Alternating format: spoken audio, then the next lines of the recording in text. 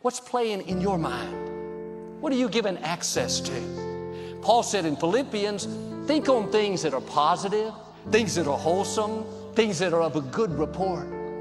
You can't think negative and have a positive life. You can't think sickness and get well.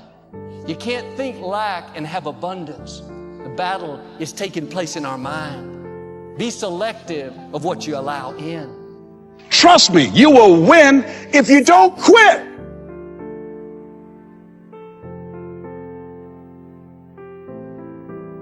Dr. Howard Thurman, one of the mentors of Dr. Martin Luther King Jr.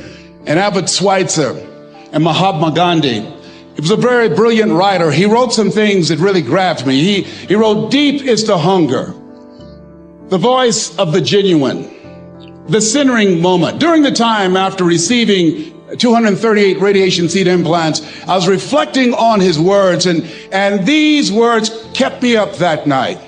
He said, the ideal situation for a man or woman to die is to have family members praying with them as they cross over.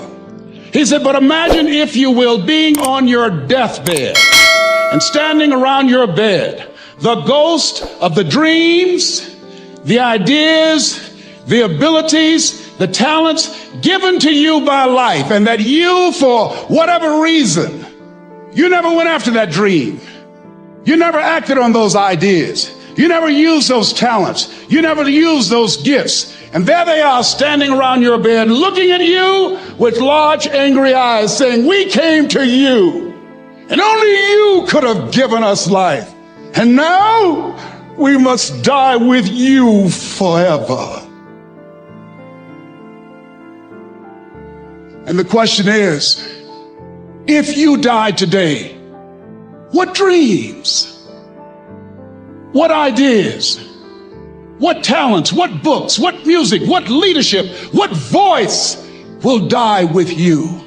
Miles Monroe, great orator and speaker, said the wealthiest place on the planet, it's not in the Far East where there's oil in the ground. It's not in South Africa where there are diamond mines. He said the wealthiest place on the planet is the cemetery, because there you'll find greatness that we've never seen. There you find talent and genius and potential never actualized. Perhaps that's why Henry David Thoreau wrote the words, oh God, to reach the point of death, only to realize that you've never lived. Maybe that's why some unknown writer wrote the words, what if you live your whole life only to discover that it was wrong? That it was wrong. That you were chosen to do something else, and you didn't do it. Everyone has a problem with time, but the day is 24 hours, and we sleep 6. Now, I know there's some out there that say, whoa, I need 8. Well, I say just sleep a little faster, because the bottom line is we have 6 hours of sleep, 24 hours are available, so you have 18 hours now available to your work, your family, your hobbies, and also to learn something new or to do something new, which could easily be that you want to learn a new language, or that you want to read as a New Year's resolution, have to read a book every week, or you say, I'm going to go and reshape my body. So you're going to go and take this hour out of your schedule and say, I'm going to train an hour every day. So this is, for most people, a huge challenge, but it is totally doable, I can tell them, because the kind of things that I did when I came to this country, I mean, I went to school, I was working in construction, I was working out my 5 hours a day, I was taking acting classes from 8 o'clock at night to 12 midnight, I was doing all of those things. I wanted to make sure that out of the 24 hours of the day, that I don't waste one single hour. Those hours were too precious. And so there I just want to tell people, don't give me this thing, I have a difficult time with the time and I don't have time for this and I don't have that. You have time, you make the time. The ability to adjust is the entire game. Like, I'm so proud that I change my mind every day. My dad used to get so pissed when I was building Wine Library. He would always be like, he would say, 3 months ago you said Ricky was gonna be the best employee. I'm like, I changed my mind. Fire him. Or he's like, you said sparkling wine was important, now you just eliminated it from the key spot. I'm like, I changed my mind. Like, my ability to only be comfortable in massive chaos has been my biggest asset as an entrepreneur. Like, I would never take a note. Like, that scares the piss out of me what these 3 people are doing right now, right? And so, now, that may work for them, and I'm not, like, back to the opening statement, like, you need to do you. Like, plenty of people that make a load more money than me and have won bigger take notes. The key is way too many people are doing, like, here's a good one. You know what really pissed me the off? I'm completely driven by like happiness and like I'm crippled by like chaos. Like, you know, VaynerMedia, which is now 500 people, update your VaynerMedia is like completely dictated by, like, I'm a dictator of HR. Like, all I care about is the atmosphere. All I care about is how people, all I care about is like how people roll. Like, I think I fired the 4 most talented, smartest people that have worked for me, because if you don't know how to play with the other boys and girls, you're out, because I suffocate under, you know, conflict and negativity, and like nobody's better than me, so you gotta go. So what really pissed me off in tech world was when Steve Jobs' book came out, when he was dying, when it was all about Steve 3 or 4 years ago. I literally watched a lot of my tech startup friends start being like a to their staff. Because Jobs was tough, everybody fell into the romance of like, I have this big vision and I'm gonna be a like Steve, right? And I thought that was really interesting for me to watch that half decade of like literally watching people I know and then watching them act differently because the status or the icon of the moment, and you see a lot of that. And so like that is probably the energy I'm trying to bring to this class today, which is you can look at like how people roll and like it's great to admire and things of that nature, but it's so damn important to stick to like your DNA, right? And like what you're good at. And to recognize that you need to surround yourself, whether it's your co-founder or whether it's the people that work for you. Like, all I do is hire the people that are the opposite of me, that bring the other value, that bring me the ability to remember what that meeting was about and go make sure it happens. You know, like whatever it may be, right? And so I think that's another thing that I would highly recognize. It's good to treat other people the way you would like to be treated yourself. It's like a golden rule, and there's a reason for it. And that reason is that we're connected in some strange way that we don't totally understand. And unless you are good to other people around you, unless you're kind and friendly and warm and loving, you're not going to enjoy this life. You're just not. You're going to be problems everywhere you go. You're going to have problems everywhere you go. You got to figure out a way to enjoy this life. It's not because of Jesus. It's not because of Moses. It's not because of anybody that may or may not have ever existed. It's because that's how you fit in better in the world. That's how you stay positive. And it doesn't have to be some that was written 5,000 years ago on animal skins. That doesn't have to be the golden rule because it's old. You know, that's dumb. We need to figure out, like, now, today, what is, you know, the best way to live your life? What is the, you know, there's got to be ways you can be putting forward the most positive energy. I mean, we know objectively what's causing pollution. We know objectively what's causing birth defects, and, you know, and we're taking in too much chemicals and not enough vitamins. We know objectively all this stuff. We know how to organize our world, and yet we don't do it. We know how to organize our health, and yet very few people do it. We know all these things. The right path to like being like a happy, healthy person is to do all the shit that we already know you're supposed to do. Take care of your body, take care of your health, take care of your mind, your stress, meditate, be kind to people. We all know that. I mean, you ask anybody, they know how to get by and to be the most evolved version of you that you can be. I mean, it's not like a magical checklist. If you talk to people about it, you said, okay, here you got a person, you want to improve them. What are the things that you're going to do to them? Okay, well, if I was a life coach, the first thing I would say is this guy's got to get on a diet that makes him healthy. I don't mean a diet just to lose weight. I mean just healthy foods in your body. Many vegetables. Vegetables, a lot of good quality protein, a lot of water. Stop the sodas, stop the bullshit. Start working out your body and get a better sense of like how this machine feels when it's moving, it's flowing better, there's less tension in it, your mind feels like relaxed, and you enjoy every single moment of the day better. Step 1, everybody knows that step, right? What's step 2? Be cool to people. Be nice to as many people as you can. Smile at as many people as you can. Have them smile back at you. Tip well when you go to restaurants. Just do the most you can. Be as nice as you can, you know, and just still manage to not have people walk all over you. Just get through this life life as nice as you can. What else? Do what you want to do with your life, right? Don't go be doing something you don't enjoy. Don't do something don't get locked into, a car that you can't afford and doing something crazy because you need the money. Don't do that. Do what you want to do. Do what the is it that you really want to do? Because if someone else is doing it, you can do it, I mean, everybody makes their own path through this world, but a lot of people don't follow the path that they really feel pulled to. Just for whatever reason, they got negative programming. When they were kids, someone told them they couldn't do it, or told them to take the shortcut or take the shore route. That's a sad thing, man, when you talk to dudes, especially like talented dudes, and they don't follow up with what they want to do, Whatever you're up against, whatever you're going through, this is only a test. All of us this morning are either coming out of a test, headed towards a test, or we're being tested right now. But the good news is it's only a test. The progress is in the process.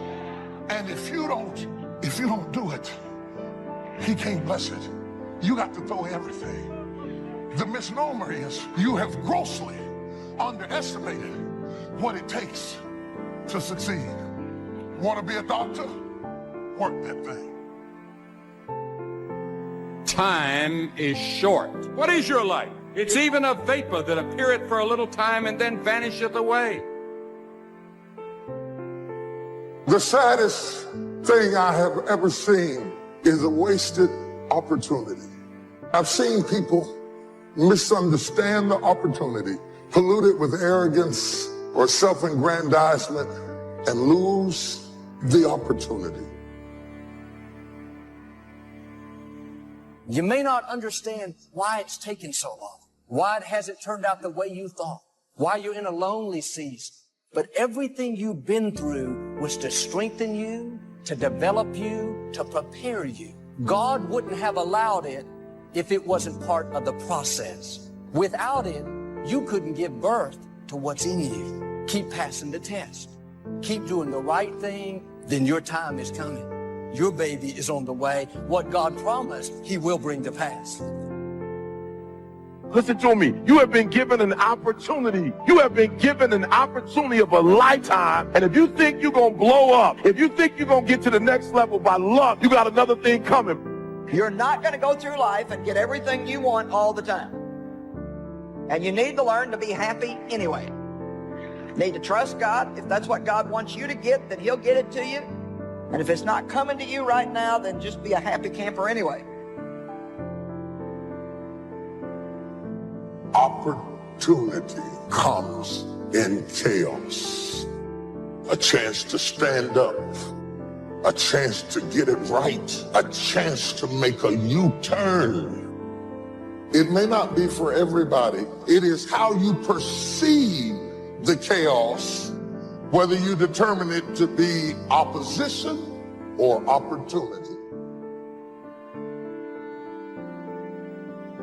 The process, the little steps that make a mile. It is not the destination. It is the things you learn along the way. It is the people who beguiled you and tricked you that make you wiser. Wisdom is made out of the stupid things you did before you got it. Don't miss it. That process is invaluable to you getting there. Does that mean that you have to be my age before you get there? Absolutely not. But it does mean that you don't go from thinking a thought to producing an idea without pain. The gestation period is critical. Gestation creates formation. By not being prepared, you make the choice of getting caught in some of life's unpleasant circumstances. Failures, personal losses. By not being prepared, it's your choice. Now here's the other side of it. By being prepared, you increase your chances of success. Some people tend to blame others for their mistakes. Concentrate on the work at hand and demand of yourself the discipline to stay focused. If you have a long list of things to get done within a day, do the toughest ones while your concentration is at its peak. Learn your body's rhythms and do the jobs that need the most concentration when you're able to do them best. Use your discipline to keep your mind in line. When you recognize the need to concentrate more, when you recognize this need, it will come easier and easier. Focused concentration can become a habit. Make your mind pay attention. Discipline yourself to be where you are. Work at work and play at play. Don't mix the two. I know people do things that hurt you. Everything is not fair and everything is not just and everything's not right. And sometimes you've done the very best and you don't get selected and you don't get the opportunity and you haven't gotten recognized. You cannot afford to get bitter, because if you get bitter, you will never get better. You gotta get that out of you. If you gotta cough it up, if you got to throw it up, if you got to pray it up, you gotta get it out of you. There's a curse on it. There's a curse. You gotta get it out. Get it out. Get it out. Get it out. Get it out. He left you. He cheated on you, but get it out. Get it out of you. Get it out of you. So you go ahead. When you look at over 33 million people have lost their job, this is unprecedented. There's trauma that's going on all across the country. It affects all of us. There are things that we can do and things that we must do to pick ourselves up. Success is not final, and failure is not fatal. We all have the challenge to search deep within ourselves to find our inner hunger, which is our power. That's the character test. It's like, what do you do with messages of error? And that's a tricky issue. Okay, so here's a solution to that. Here's what not to do. I am a bad person. I got to see myself. I'm a bad person. I might as well just go jump off the bridge. It's like, no, that's not good, because what that means is that every time you try to learn something, you're going to make a mistake, because what do you know? So you're going to make mistakes. And if the rule is every time you make a mistake, you're going to go jump off the bridge, then that's not a useful problem-solving strategy. And so when you make a mistake, you don't get to beat yourself to death with a club. It's a bad strategy, and you'll have your internal tyrant in there who's perfectly happy about doing that. That's the overactive superego that Freud talked about. Maybe it came to you via a parent who was too authoritarian, or a grandparent, or maybe it's just you because you're disagreeable and neurotic or hyper-conscientious. You take yourself apart. Then the question is, well, what does that mean? Well, maybe you're not looking at the world right. Maybe your goals are wrong. Maybe you're not acting properly. If you take yourself and you put yourself in a new environment, new genes turn on in your nervous system. They encode for new proteins. You're full of biological potential that won't be realized unless you move yourself around in the world into different challenging circumstances, and that'll turn on different circuits. It's that by exposing yourself to different environments, you put different physiological demands on yourself all the way down to the genetic level, and that manifests new elements of you. Because you take yourself out of your dopey little village, and that's just the little bounded you that everyone knows and that isn't very expanded. And then you go somewhere dark and dangerous, and while you do that, you have adventures, and they toughen you and pull more out of you, partly because you're becoming informed. Now, my approach to my better future very early on in my career was to just go through the day with my fingers crossed. I sure hope things will change for the better. Then here's what I found out. They're not going to change. When you change, when you get better, it'll get better. Don't put it on someone else. Hope that someone else will change it for you. Take responsibility for yourself. You can't change the circumstances or the seasons or the wind. You can change whether or not you go for the skills, multiply your value by 2, 3, 5, 10. That you've got charge of. That you have control of. You don't have control of the constellations. Learn some new skills. You have control over that. And if you don't, that's your fault. You've got to take personal responsibility. You've got to be self-reliant. Nobody else can change your life, alter your ambitions, pave a golden road for you. It's up to you. Be responsible for yourself. Learn to reap the harvest without complaint. Take full responsibility for everything you do. Be responsible to yourself. It's your crop. And so if your life isn't everything it could be, you could ask yourself, well, what would happen if you just stopped wasting the opportunities that are in front of you? You'd be who knows how much more efficient, 10 times more efficient. If people stop really, really trying just to make things worse, we have no idea how much better they would get just because of that. So there's this weird dynamic that's part of the existential system of ideas between human vulnerability, both of which are major causes of suffering, and the failure of individuals to adopt the responsibility that they know they should adopt. People have a conscience. It's this feeling or voice you have in your head just before you do something that you know is stupid, telling you that probably you shouldn't do that stupid thing. But you go ahead and do it anyways, and then, of course, exactly what the conscience told you was going to happen inevitably happens, so that you feel even stupider about it than you would if it happened by accident. I knew this was going to happen, and I went and did it anyways. And the funny thing, too, is that that conscience operates within people, and we really don't understand what the hell that is.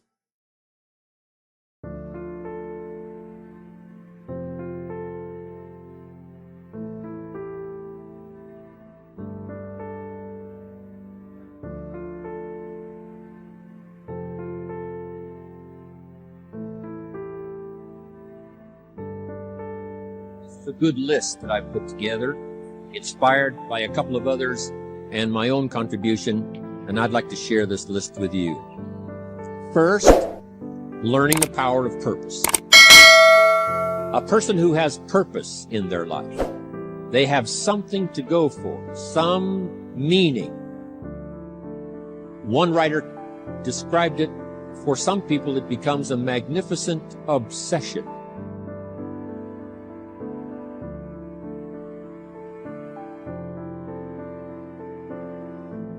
And for you and I, maybe it doesn't need to be that dramatic as a magnificent obsession. But it has to be something that does something to us, something that pulls us, especially into the future. You know, there are many influences on us. One is the influence of the past. Some people are always pulled back by the past. Some people are always pulled aside by the distractions. But here's what's powerful. If you have a list of high purpose in your life, it pulls you toward the future. And the more powerful the purpose is, the stronger it pulls. And here's the other great advantage if you have purpose for the future. It pulls you through all kinds of challenges and all kinds of difficulties. If you don't have these strong purposes for the future, it's easy to get swallowed by a bad day. It's easy to be almost annihilated by a poor month. And it's easy sometimes to almost disappear beneath the waves of a year that goes backwards if you don't have something to pull you beyond that year. So if you want something to pull you through all kinds of challenges, all kinds of difficulties, and things that come at you, you got to have something on out there, beyond today, beyond next week, beyond next month, beyond this year, that pulls you into the future. And the clearer it is, the stronger it pulls. The more dynamic it is, the more it affects your life, your spirit, your heart, your soul. It also creates imagination. It gets your mind working on how to achieve that purpose. And if your mind will work, and if your heart works, and if your spirit works, and if you have good input, like good ideas, I'm telling you, there isn't anything you can't accomplish. So that's one of the great powers that'll make a variable of you, and that is purpose. Here's the next one, self-confidence. Where does self-confidence come from? And this is the best advice I can give you on that. Not neglecting, first of all, the small daily disciplines.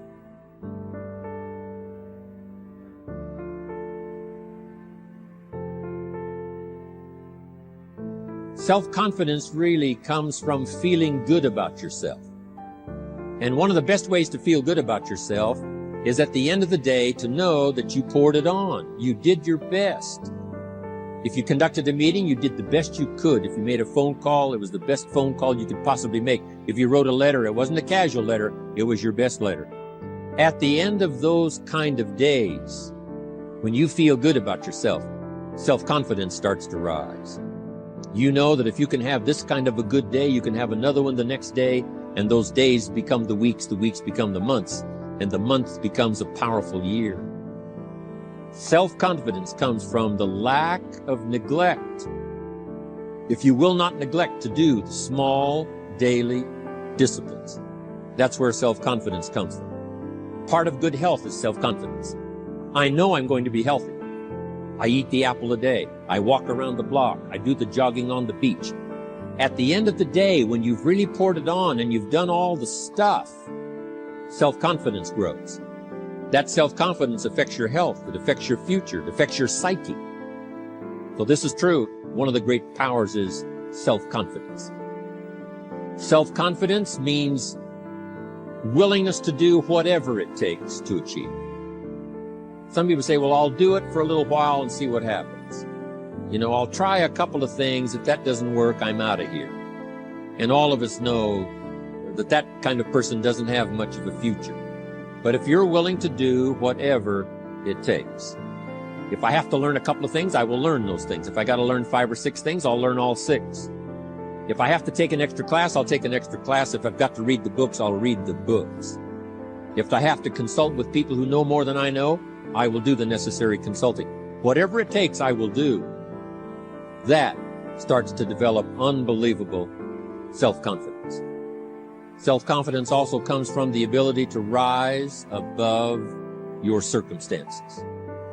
To rise above what happens, the petty little things, the discouraging things that would sink everyone else's ship except yours, that would cause someone else to quit early in the day, but you keep going. That kind of willingness to overcome all circumstances, whether it's the little challenges or the big challenges. If you're willing to do that, I promise you, this kind of power will work for you, and in you, the variable, it'll make a difference. The third on the list I had was enthusiasm. And here's what I wrote about enthusiasm. Enthusiasm that's powerful is mostly enthusiasm that is enthusiasm inside.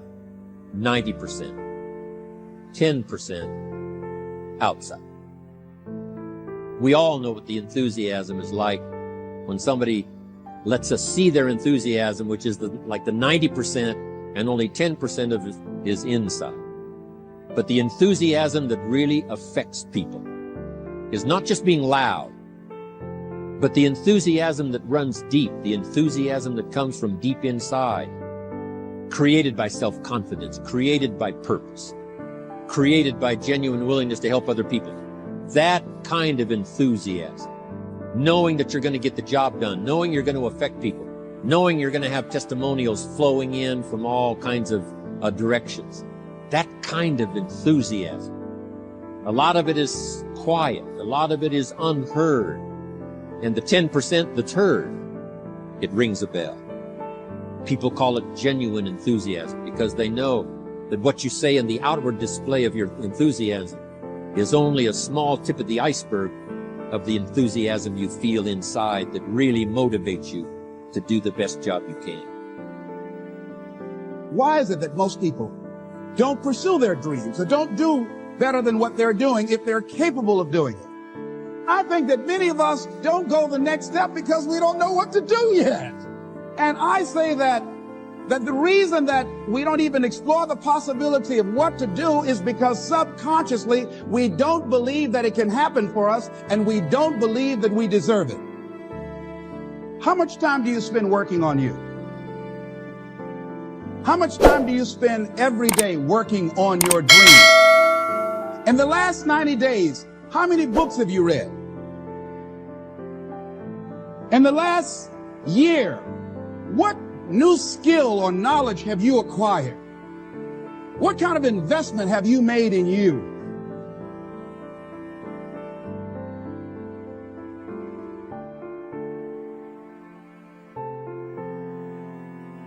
So I'm saying that as you begin to look at where you want to go, if you want to make it today, and things are changing so fast, you have to literally run to stand still.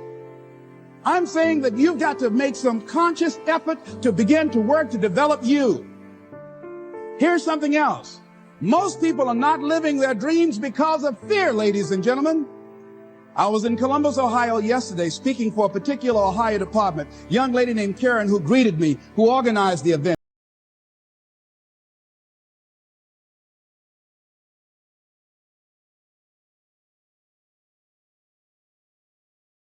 Hello guys, today our skip is imagination is everything. Imagination is the spark of that ignited creativity, the key that unlocks the door to endless possibilities. It's the force that drives innovations. The walls sparing from which art, science and progress flow. In the classroom, it's the teacher using students to think beyond the obvious or to dream big and explore new ideas.